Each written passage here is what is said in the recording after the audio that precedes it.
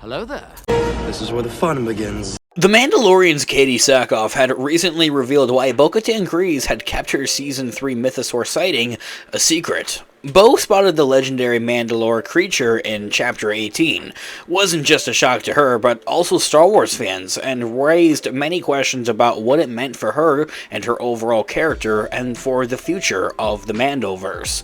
Adding to the mystery was Bo's decision to ask Din Djarin about the creature without revealing what she had actually saw herself. And so now that The Mandalorian Season 3 has come and gone on Disney+, Katie Sackhoff opened up recently about Bo's Mythosaur reaction, and why behind her silence. That is exactly what we're going to be explaining in this video, is why Bo-Katan Kryze actually kept her Mythosaur sighting a secret from Din Djarin and the rest, and the most of the rest of the Mandalorians during Season 3 of The Mandalorian. Before we dive into it, hit the subscribe button if you're interested in Star Wars news, leaks, rumors, or theories and breakdowns. That's exactly what we're talking about and covering here on the channel. On the Steve Varley show recently, Katie Sackhoff explained why Bo-Katan was thinking when she hadn't revealed the Mythosaur sighting to the rest of the Mandalorians, and what Bo-Katan was thinking exactly after seeing the Mythosaur on Mandalore.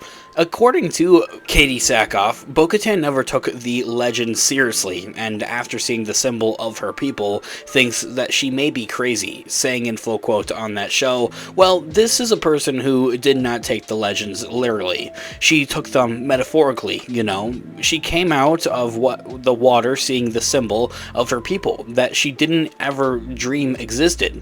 I think she thinks that she's crazy. I think she thinks that she lost oxygen long enough for, I don't know. I think she's probably thinking, what did I see?" Ending that quote right there from Katie Sackhoff herself. Really speaking from the point of view of the character, and I think this is really cool when actors do this, of where they separate the characters that they portray and are kind of like explaining that character, is honestly something that's really cool to see here. And this is exactly what she is here explaining in this interview here, of kind of like, this was Bo's reaction to this moment of like, what did I just see? And of course we clearly saw that in Season 3 of The Mandalorian, and even from there, you could still feel and see that whole like expression on Bo-Katan like throughout the rest of Season 3, even after Chapter 2, the second episode of Season 3 of The Mandalorian. She still like was like kind of antsy, like she wanted to ask somebody about that, and that somebody that she did eventually ask evidently ended up being the armorer. And from there, she didn't really believe, the armorer didn't believe her all that much, of course, as we saw, until really the end of the overall season, actually, until the armorer takes Bo-Katan aside to tell her to, take off her helmet and everything like that, saying that she walks both ways of the Mandalorian people, telling her to go off and find other Mandalorians, essentially. Now, everything that's going on with Bo-Katan and the rest of these Mandalorians that are all on Mandalore now, like the Children of the Watch and the Night Owls and whatever other miscellaneous Mandalorians they might have brought on since the Mandalorian Season 3 until the next time that we see this group here, I think this is something that has the opportunity to be explored and explained more in the Ahsoka show. The Ahsoka show is going to be the next big live-action Star Wars Disney Plus show, coming out in just a couple of months this year in August. And the reasoning and explanation behind that is because of what we saw at the end of Season 3 of The Mandalorian. We're seeing what is kind of what people are calling a quote-unquote soft reboot, of where they kind of wrap things up with those characters and the rest of these other characters, like Bo-Katan and the Children of the Watch and all these other Mandalorians, let them go to doing their business and about on Mandalore, and then kind of focus back on Din Djarin and Grogu here now. And we're seeing kind of what we're getting back to with the roots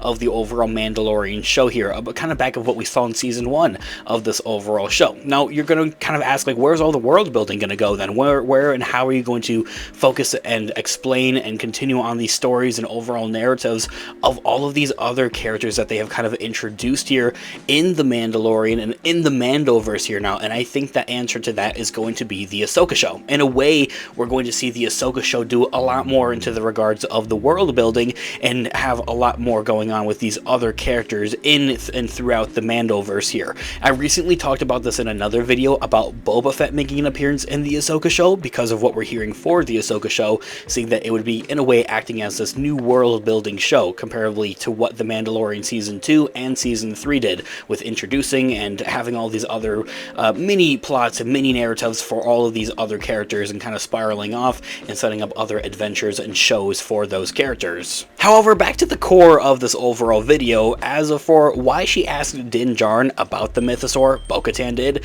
but had never admitted to seeing it herself. Katie Sackhoff said that at that point, Bo doesn't fully trust Mando enough to emotionally let that guard down, saying that in full quote from Katie Sackhoff, it was also under a stressful situation. She could have imagined that, and I don't think in this moment that she trusts Mando enough to emotionally let her guard down.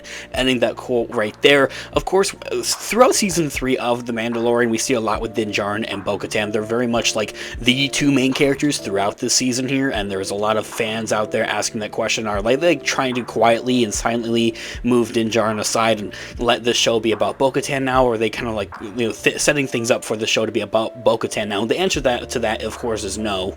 However, it does give a lot of spotlight for Bo-Katan to shine here and act as a secondary main character, a secondary primary character, essentially. I do have to say, though, by the end of Season 3 of The Mandalorian, you can definitely see that trust, the overall adventures and different things that Bo-Katan and Mando have actually been through, overall through Season 3 of The Mandalorian, really grew on their overall relationship, and I think it definitely bettered their relationship. I also kind of want to just point out how funny it is comparing that relationship to Bo-Katan and Mando, and that relationship between Boba and Mando. Boba and Mando have met like a total of 2 or 3 times now throughout the Mandoverse, comparably to Bo and Mando have worked together like forever, like a lot of times, especially throughout Season 3 of The Mandalorian. And it's funny to see that Boba Fett kind of like trusts Mando with his life, as we see in the book of Boba Fett, and comparably to where we have Bo-Katan doesn't even want to tell Mando about this Mythosaur. Bo-Katan's post-Mythosaur exchange with Mando is one of her many dialogue-centric scenes in Season 3 of The Mandalorian. So really moving forward here and seeing that relationship between Bo and Mando growing and continuing on here to the point of how we see Boba and Mando interacting. The two of them are like brothers. It would be cool to see like a sister and brother with Bo-Katan and Mando going forward. It's also nice to have a little bit of a tease and confirmation that there's going to be for sure more with the Mythosaur going forward in the future of The Mandalorian. The Mandalorian Season 4 is actually expected to go into pre-production later this year in October and begin filming early next year. So we could even have Season 4 of The Mandalorian, depending on how things go, as early as next year, or close to the end of next year, rather. Of course, I would love to hear all of your thoughts and opinions in the comment section down below. What do you guys think about the Mythosaur and Bo-Katan and everything like that? I would love to hear what you guys all think in the comment section down below. And until next time, I'll catch you guys in the next video. Thanks so much for watching today's video. Of course, this has been Unofficial Star Wars. Have a great one, guys. May the Force be with you as always. Peace out.